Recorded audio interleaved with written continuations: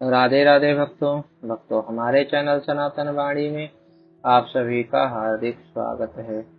भक्तों, श्री चैतन्य चरितावली में आज हम श्रवण करेंगे भक्त हरिदास जी का परिचय, जिनकी तनिक सी कृपा की ओर के ही कारण यह नाम रूपात्मक संपूर्ण संसार स्थित है, जिनके भ्रूभंग मात्र से ही त्रिगुणात्मिका प्रकृति अपना सभी कार्य बंद कर देती हैं। उन अखिल कोटि ब्रह्मांड नायक भगवान के नाम महात्म का वर्णन बेचारी अगुण भाषा कर ही क्या सकती है। हरि नाम स्मरण से क्या नहीं हो सकता, भगवान नाम जप से कौन सा कार्य सिद्ध नहीं हो सकता। जिसकी जीवा को सुमधुर श्री हरि के नाम रूपी रस का चस्का लग गया है, उसके लिए फिर संसार में प्राप्य वस्तु ही क्या रह जाती है।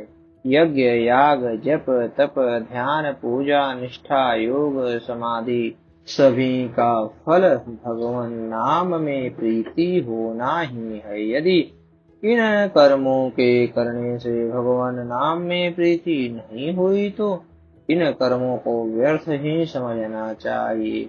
इन सभी क्रियाओं का अंतिम और सर्वश्रेष्ठ फल यही है कि भगवान नाम में निष्ठा हो। साध्य तो भगवान नाम ही है और सभी कर्म तो उनके साधन मात्र हैं। नाम जप में देश काल पात्र जाति वर्ण समय असमय शुचि अशुचि इन सभी बातों का विचार नहीं होता। तुम जैसी हालत में हो, जहाँ हो, जैसे हो, जिस किसी भी वर्ण के हो, जैसी भी स्थिति में हो, हर समय और हर काल में श्री हरि के सुमधुर नामों का संकीर्तन कर सकते हैं। नाम जप से पापी मनुष्य भी परम पावन बन जाता है। अत्यंत नीच से नीच भी सर्व पूज्य समझा जाता है। छोटे से छोटा भी सर्वश्रेष्ठ हो जाता है और बुरे से बुरा भी महान भगवत भक्त बन जाता है। कबीर दास जी कहते हैं, नाम जपत कुष्ठी भलो चुई चुई गिरे जो चाम, कंचन देह किस काम की जिह मुख नाही राम। भक्ताग्रगण्य महात्मा श्री हरिदास जी यवन कुल में उत्पन्न होने पर भी भगवान नाम के प्रभाव से भगवत भक्त वैष्णवों के प्रातः स्मरणीय बन गए। इन महात्मा की भगवान नाम में अलौकिक निष्ठा थी। महात्मा हरिदास जी का जन्म बंगाल के यशोहर जिले के अंतर्गत बुड़न नाम के एक ग्राम में हुआ था। ये जाति के मुसलमान थे। मालूम होता है बाल काल में ही इनके माता पिता इन्हें मृत पितृहीन बनाकर परलोकगामी हो गए। इसलिए ये छोटेपन से ही घर द्वार छोड़कर निरंतर हरि नाम का संकीर्तन करते हुए विचरने लगे। पूर्व जन्म के कोई शुभ संस्कार ही थे। भगवान की अनन्य कृपा थी, इसलिए मुसलमान वंश में उत्पन्न होकर भी इनकी भगवान नाम में स्वाभाविक ही निष्ठा जम गई। भगवान ने अनेकों बार कहा है, यस्याहम अनुगृह्णामि हरिष्ये तदधनं शनैः, अर्थात जिसे मैं कृपा करके अपनी शरण में लेता हूँ, सबसे पहले धीरे से उसका सर्वस्व अपहरण कर लेता हूँ। उसके पास अपना कहने के लिए किसी भी प्रकार का धन नहीं रहने देता। सबसे पहले भगवान की उनके ऊपर यही एक बड़ी भारी कृपा हुई। अपना कहने के लिए उनके पास एक काठ का कमंडलू भी नहीं था। भूख लगने पर एक गांव से भिक्षा मांग लाते और भिक्षा में जो भी कुछ मिल जाता उसे 24 घंटों में एक ही बार खाकर निरंतर भगवान नाम का जप करते रहते। घर छोड़कर वन ग्राम के समीप बेनापोल नाम के घोर निर्जन वन में फूस की कुटी बनाकर अकेले ही रहते थे। इनके तेज और प्रभाव से वहां के सभी प्राणी एक प्रकार की अलौकिक शांति का अनुभव करते। जो भी जीव इनके सम्मुख आता वहीं इनके प्रभाव से प्रभान्वित हो जाता। ये दिन रात्रि में 3 लाख भगवान नामों का जप करते थे, सो भी धीरे धीरे नहीं किंतु खूब उच्च स्वर से। भगवान नाम का ये उच्च स्वर से जप इसलिए करते थे कि सभी चर अचर प्राणी प्रभु के पवित्र नामों के श्रवण से पावन हो जाए। प्राणी मात्र की निष्कृति का ये भगवान नाम को ही एकमात्र साधन समझते थे। इससे थोड़े ही दिनों में इनका यश सौरभ दूर दूर तक फैल गया। बड़ी बड़ी दूर से लोग इनके दर्शनों को आने लगे। दुष्ट बुद्धि के ईर्ष्यालु लोगों को इनका इतना यश असह्य हो गया, ये इनसे अकारण ही द्वेष मानने लगे। उन ईर्ष्यालुओं में वहां का एक रामचंद्र खां नाम का बड़ा भारी जमींदार भी था। वह इन्हें किसी प्रकार नीचा दिखाना चाहता था। इनके बढ़े हुए यश को धूलि में मिलाने की बात वह सोचने लगा। साधकों को पतित करने के कामिनी और कंचन ये ही दो भारी प्रलोभन है। इनमें कामनी का प्रलोभन तो सर्वश्रेष्ठ ही समझा जाता है। रामचंद्र खां उसी प्रलोभन के द्वारा हरिदास को नीचा दिखाने का निश्चय किया, किंतु उनकी रक्षा तो इनके साईं ही सदा करते थे। फिर चाहे संपूर्ण संसार ही उनका वैरी क्यों न हो जाए, उनका कभी बाल बांका कैसे हो सकता था। किंतु नीच पुरुष अपनी नीचता से बाज थोड़े ही आते हैं। रामचंद्र खां एक अत्यंत ही सुंदरी 16 वर्षीया वेश्या को इनके भजन में भंग करने के लिए भेजा। वह रूप गर्विता वेश्या भी इन्हें पतित करने की प्रतिज्ञा करके खूब सज धज के साथ हरिदास जी के आश्रम पर पहुंची। उसे अपने रूप का अभिमान था। उसकी समझ थी कि कोई भी पुरुष मेरे रूप लावण्य को देखकर बिना रीझे नहीं रह सकता, किंतु जो हरि नाम पर रीझे हुए हैं उनके लिए यह बाहरी सांसारिक रूप लावण्य परम तुच्छ है। ऐसे हरिजन इस रूप लावण्य की ओर आंख उठाकर भी नहीं देखते।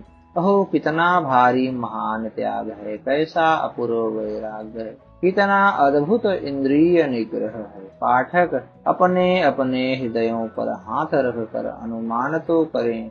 सुनसान जंगल, हरिदास की युवा अवस्था, एकांत शांत स्थान, परम रूप लावण्य युक्त सुंदरी, और वह भी हरिदास से स्वयं ही प्रणय की भीख मांगे। और उस विरक्त महापुरुष के हृदय में किंचित मात्र भी विकार उत्पन्न न हो। वे अविचल भाव से उसी प्रकार बराबर श्री कृष्ण कीर्तन में ही निमग्न बने रहे। मनुष्य की बुद्धि के परे की बात है। वारांगना वहां जाकर चुपचाप बैठी रही।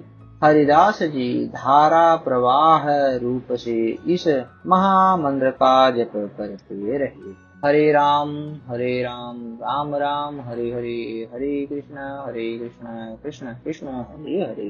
दिन बीता, शाम हुई, रात्रि बीती, प्रातः काल हुआ। इसी प्रकार 4 दिन व्यतीत हो गए। वारांगना रोज आती और रोज ज्यों की त्यों ही लौट जाती। कभी कभी बीच में साहस करके हरिदास जी से कुछ बातें करने की चेष्टा प्रकट करती थी, तो हरिदास जी बड़ी ही नम्रता के साथ उत्तर देते, आप बैठें, मेरे नाम जप की संख्या पूरी हो जाने दीजिए, तब मैं आपकी बातें सुनूंगा। किंतु नाम जप की संख्या 10, 20 या 1000, 2000 तो थी ही नहीं।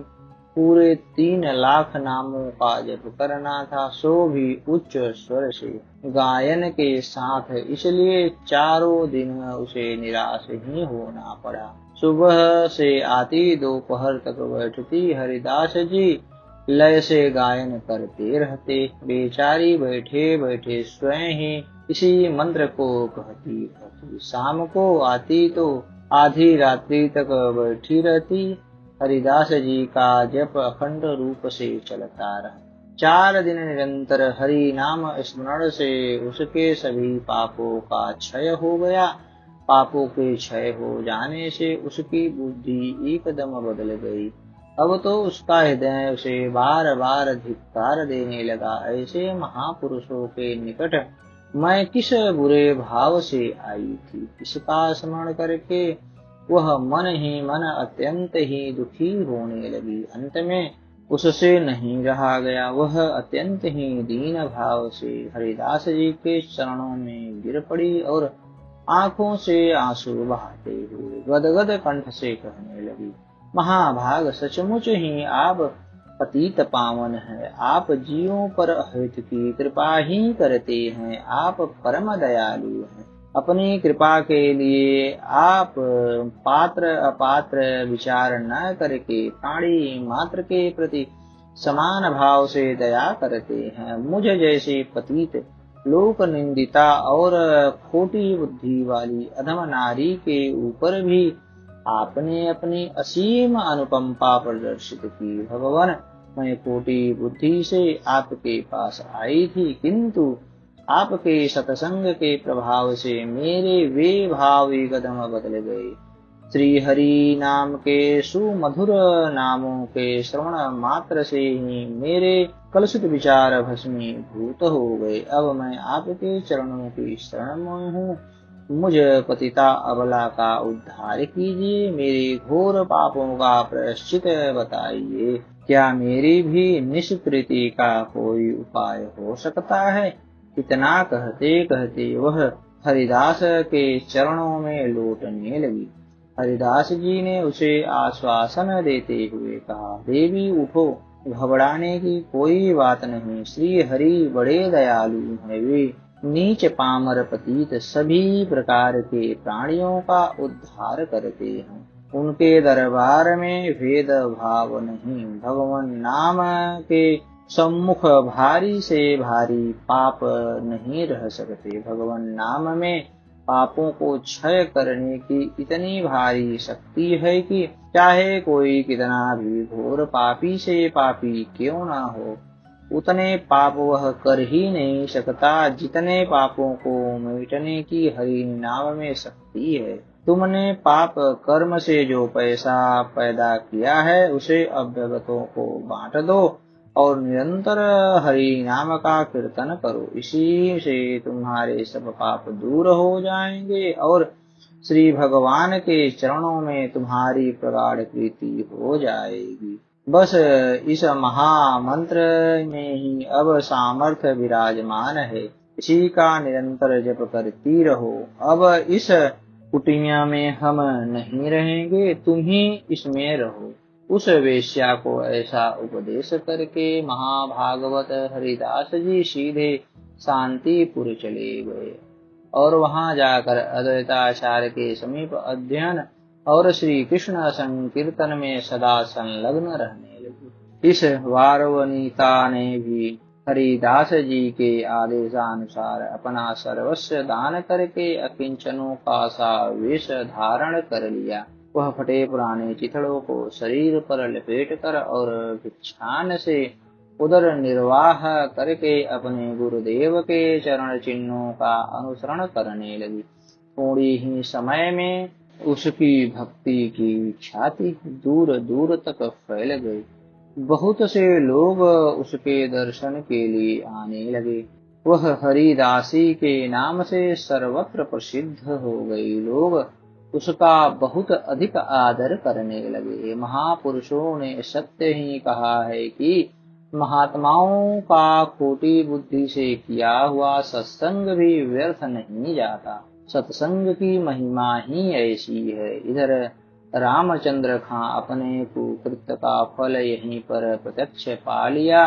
नियत समय पर बादशाह को पूरा लगान न देने के अपराध में उसे भारी दंड दिया गया। बादशाह के आदमियों ने उसके घर में आकर अखाद्य पदार्थों को खाया और उसे स्त्री बच्चे सहित बांधकर वे राजा के पास ले गए। उसे और भी भांति भांति की यातनाएं सहनी पड़ी। सच है, जो जैसा करता है उसे उसका फल अवश्य ही मिलता है। अस्तु। तो हमारी यह कथा आपको कैसी लगी, कृपया कमेंट कर हमें अपने सुझाव दें और हमारे चैनल को ज्यादा से ज्यादा सब्सक्राइब करें। धन्यवाद दोस्तों।